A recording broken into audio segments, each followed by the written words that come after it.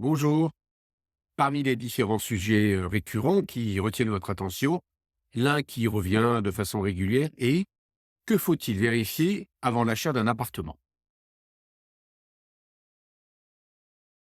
Comme toujours, en immobilier, le point le plus important, on a l'habitude de dire qu'il y a trois critères en immobilier majeurs: l'emplacement, l'emplacement et l'emplacement. Donc le premier critère à respecter, à prendre en considération dans le cadre du choix de votre logement, c'est l'emplacement. Où se situe le lieu que vous vous apprêtez à acquérir? Dans les critères de l'emplacement, il y a évidemment l'accessibilité au logement. Est-ce qu'on peut aller au logement facilement? Il y a aussi, et c'est important, la possibilité que vous pourriez avoir éventuellement de vous garer à proximité de ce logement, voire d'avoir un espace privatif pour garer votre véhicule. Tous ces éléments sont des éléments qui viennent valoriser l'appartement et que vous vous apprêtez à acquérir. En plus de l'emplacement, il y a également les nuisances sonores qu'il faut prendre en considération, et un point qui est également à prendre en considération est celui des projets d'urbanisme. Est-ce que, à proximité du logement que vous vous apprêtez à acheter, il y a des projets de construction qui pourraient venir obérer la vue ou vous poser des problèmes particuliers? Concernant le logement en lui-même, il convient de l'apprécier à deux niveaux: au niveau de la propriété du logement, au niveau de l'appartement en lui-même et au niveau de la copropriété. Concernant le logement, son accessibilité à l'intérieur même de l'immeuble est le premier point à prendre en considération. Un appartement sans ascenseur au quatrième ou au cinquième étage n'a pas la même valeur qu'un appartement au deuxième ou au troisième étage, voire même qu'en rez-de-chaussée ou en ville. Le rez-de-chaussée subit une légère décote. L'appréciation majeure, c'est celui de la qualité de l'appartement. Cet appartement nécessite-t-il des travaux de fond? Les biens d'équipement majeurs coûteux de l'appartement, de type chaudière, quand il s'agit de chaudière individuelle, ballon d'eau chaude, la distribution de l'appartement convient-elle à la façon dont on apprécie aujourd'hui la modernité d'un appartement? Tous ces éléments doivent être pris en compte, et si ce n'est pas le cas, au prix initial de l'appartement, il convient de rajouter une enveloppe qui sera l'enveloppe pour mettre l'appartement au goût du jour.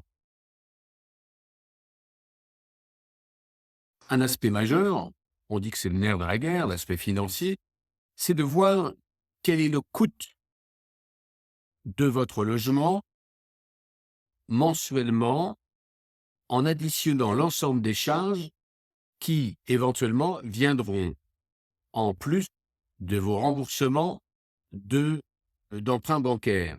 Ces charges majeures sont évidemment les charges de copropriété et les charges foncières. Heu, l'étude de cette question de l'étude de cette question dépend le prix que vous pouvez investir pour ne pas dépasser le prix du marché. Un des aspects essentiels qu'il faut bien valider au sein de la copropriété, c'est de voir si cette copropriété est gérée correctement. Au niveau du droit français, on parle de bon père de famille. Est-ce que la copropriété a pris les bonnes dispositions au fil des dernières années pour le bon entretien de l'immeuble? Je pense principalement à la toiture, au ravalement, qui sont des éléments de dépenses très significatifs et qui peuvent vite venir obérer le budget de quelqu'un qui a acheté sans tenir compte des frais à venir. La copropriété, c'est aussi le chef d'orchestre de la musique de l'immeuble.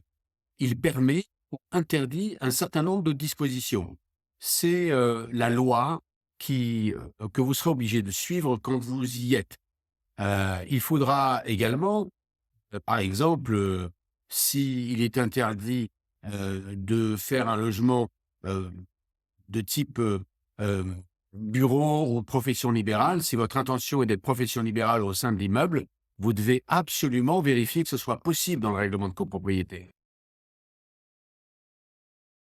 Il y a bien d'autres points qu'il convient de prendre en considération avant d'acheter un appartement.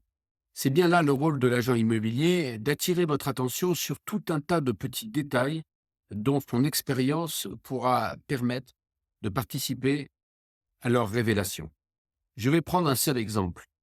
L'état descriptif de division est-il a priori conforme à la façon dont le logement est organisé à ce jour? Y a-t-il eu des travaux qui ont été faits dans le passé sans qu'il y ait eu une modification de l'état descriptif de division? Ce sont des éléments qui nous arrivent souvent de rencontrer et qui créent un véritable problème que ensuite le nouveau propriétaire sera seul à pouvoir gérer.